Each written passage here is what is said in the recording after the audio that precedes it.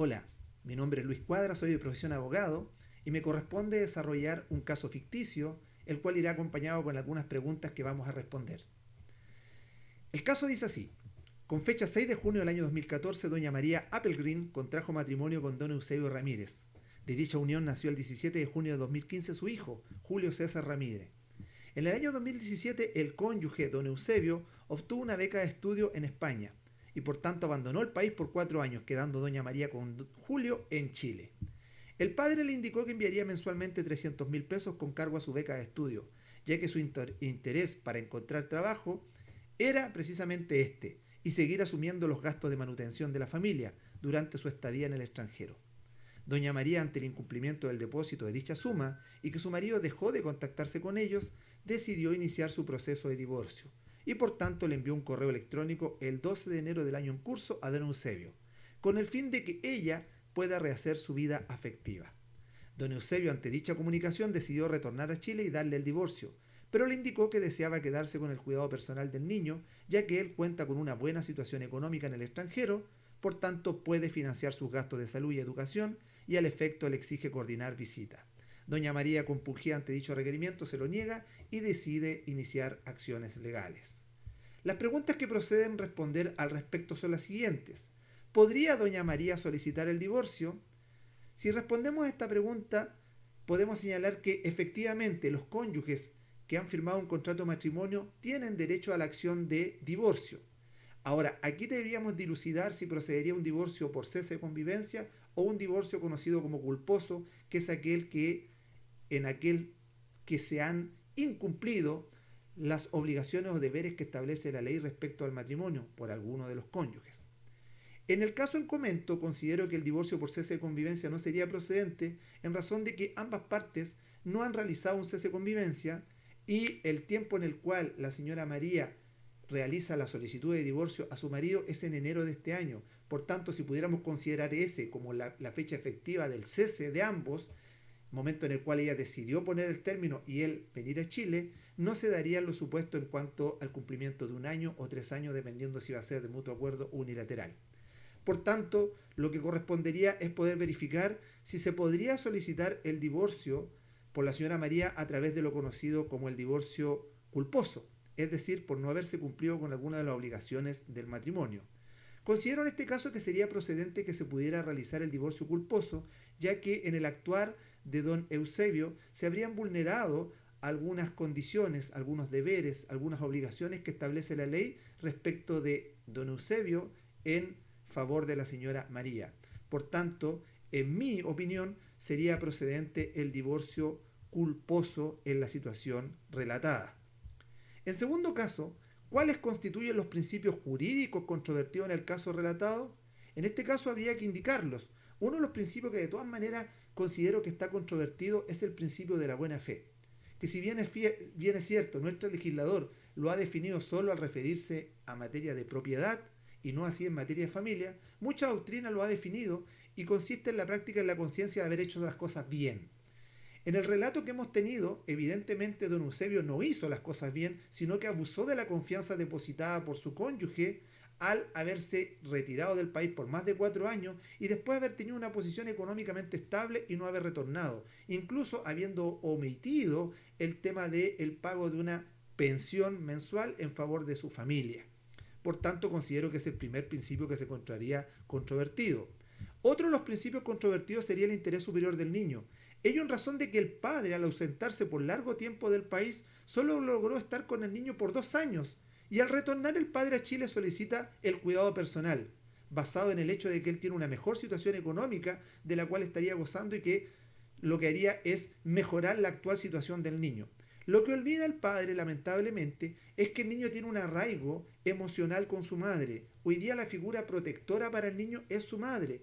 Y es la misma ley la que señala que cuando se establezca el cuidado personal en uno de los padres, se debe tener en consideración la vinculación afectiva del niño con sus padres, lo cual don Eusebio no estaría respetando, y esto está consagrado en el artículo 225, inciso segundo del Código Civil, además de los principios establecidos en la Convención Internacional sobre los Derechos del Niño. Otro de los principios que estarían controvertidos sería el de la corresponsabilidad parental, ya que el hecho de que el padre se haya ido del país trajo consigo que toda la responsabilidad en cuanto al cuidado, desarrollo y protección del niño haya quedado en manos de la madre, la cual tuvo que hacerse cargo del niño y a su vez don Eusebio se desligó de su obligación de padre, que por ley le corresponde, llegando incluso a dejar de enviar dinero en favor de su hijo y en la mantención del mismo. Este principio, que está consagrado en el artículo 124 del Código Civil, señala expresamente que toca de consumo a los padres hacerse cargo de la crianza de los niños, lo cual evidentemente don Eusebio no cumplió. Otro principio controvertido es de protección de la familia y del matrimonio, que está establecido expresamente en la Ley 19 de 1947 y que consagra que, además, en la Constitución, fehacientemente que el núcleo y el pilar fundamental de la sociedad es la familia. En virtud de ello, don Eusebio ignoró este principio, se fue del país, se fue a estudiar y después, habiendo terminado, incluso teniendo una situación económica estable, no retorna. Por lo tanto, vulneró la protección y el deber que tenía con su familia, efectivamente, en cuanto a su cónyuge y a su hijo. Finalmente, considero que se encuentra controvertido el principio de la protección del cónyuge más débil. Esto en virtud de que, como don Eusebio se fue a estudiar al extranjero, esto provocará que se perfeccionará, lo cual traerá consigo una mejor situación económica para él. No obstante, la señora María, que se quedó a cargo de su hijo, ve de alguna manera obstaculizada su posibilidad de poder perfeccionarse. Además, ella se hace cargo de las labores del hogar. Además, ella no ha podido estudiar, no ha podido obtener una mejor remuneración. En cambio, don Eusebio ha tenido una situación que de todas maneras es desigual conforme a su cónyuge.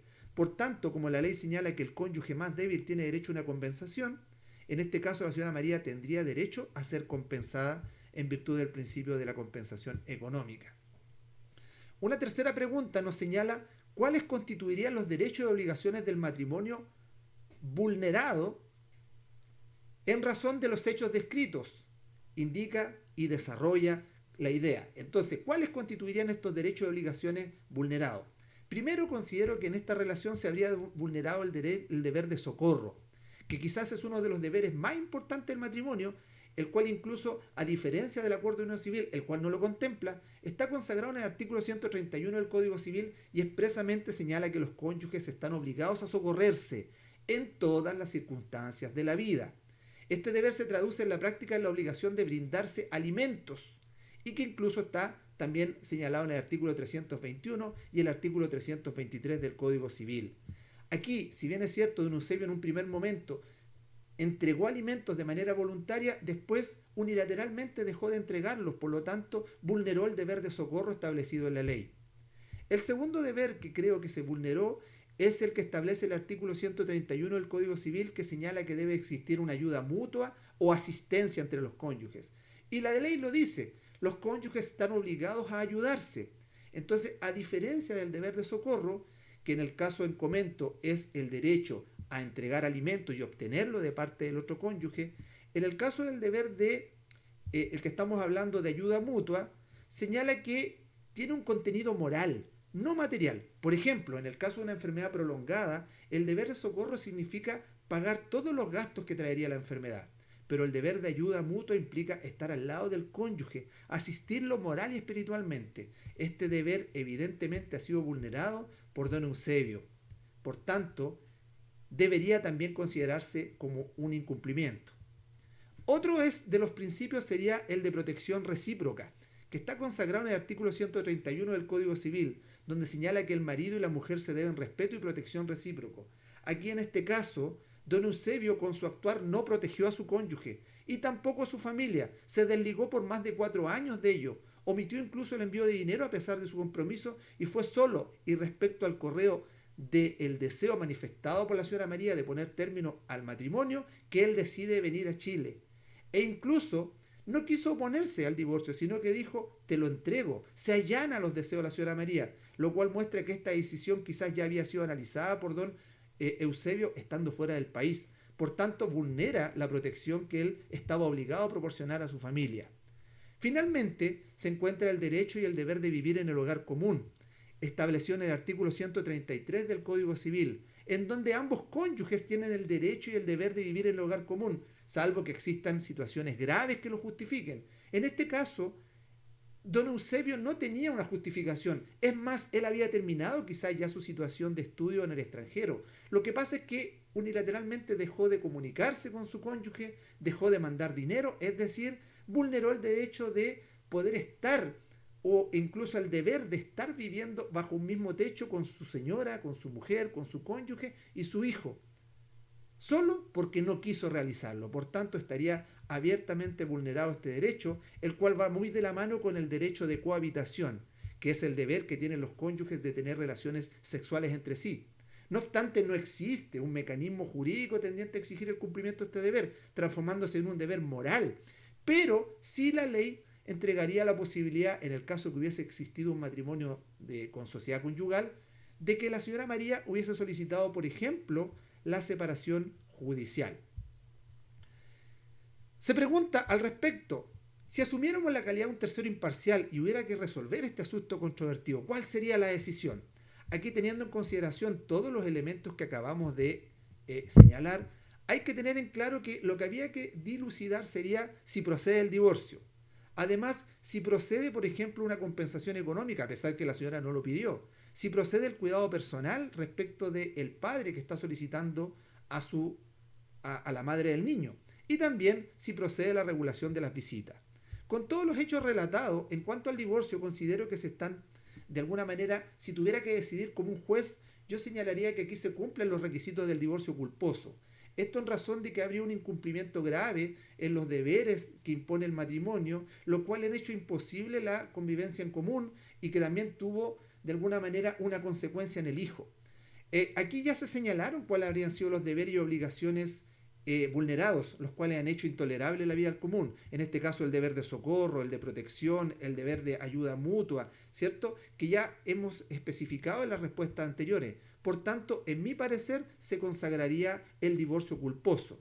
En cuanto al cuidado personal, considero que no es procedente entregarlo al padre, ello en virtud de que el niño no ha tenido un vínculo con él, es más, podría ser considerado como un extraño por el niño y requeriría, por tanto, un régimen de acercamiento con el padre de manera progresiva, la cual tendría que ser poco a poco y ojalá supervisado por un psicólogo, un especialista en el tema. Por tanto, en razón del arraigo que el niño tiene con su madre, en razón del vínculo afectivo, en razón del soporte que la madre proporciona al hijo, considero que no se dan los supuestos del cuidado personal. Aun cuando el padre señala que tiene una mejor situación económica, al respecto hay que tener en cuenta que la misma ley, específicamente el Código Civil, señala que no debemos considerar la situación económica como un elemento relevante al momento de aplicar a quién se le va a entregar el cuidado personal o no. En virtud de ello, habiéndosele otorgado el cuidado personal a la madre y manteniéndolo en él, correspondería que se otorgara la visita al padre, lo cual, en razón de la distancia por estar en el extranjero, yo consideraría prudente que se entregara a través de un régimen progresivo, en un primer momento por videollamada, las cuales pueden ser pactadas libremente por las partes, y en un momento en que se logre un vínculo mayor entre padre e hijo, poder establecer esto a través de un régimen de videollamadas y en el futuro quizás poder establecerlo a través de manera presencial, ayudado evidentemente con una psicóloga. ¿Ya? Ahora, en cuanto a la compensación económica, creo que se dan los supuestos para que la señora María pueda solicitar compensación económica, ya que se dedicó al cuidado del hogar y las labores del hogar, ha resultado evidentemente perjudicada por la separación del marido del hogar común y por lo tanto no ha podido proyectarse. En virtud de ello, considero que sería totalmente factible una compensación económica. Finalmente, se señala si doña María y don Eusebio hubiesen estado vinculados a través de un acuerdo de unión civil, ¿de qué forma se podría dar término a dicho acuerdo? En este caso, debemos considerar que para poner término al acuerdo de unión civil, este podría haber sido por mutuo acuerdo de los convivientes, lo cual se hubiera hecho a través de una escritura pública o un acta otorgada ante un oficial del registro civil. No obstante, podría perfectamente la señora María haber solicitado el término de este acuerdo de unión civil, haberlo notificado a don Eusebio, e incluso la ley dice que si no se hubiera notificado, no se hubiera invalidado el término del acuerdo de unión civil. Pasando luego 3 meses, y si don Eusebio no hubiese reclamado, no existiría posibilidad de reclamo alguno. Es más, si hubieran transcurrido más de 6 meses, podría incluso haber perdido la posibilidad de haber reclamado la compensación económica. Por tanto, la señora María podría haber solicitado unilateralmente el término del acuerdo de unión civil y hubiese sido perfectamente procedente. Muchas gracias por su atención. Hasta pronto.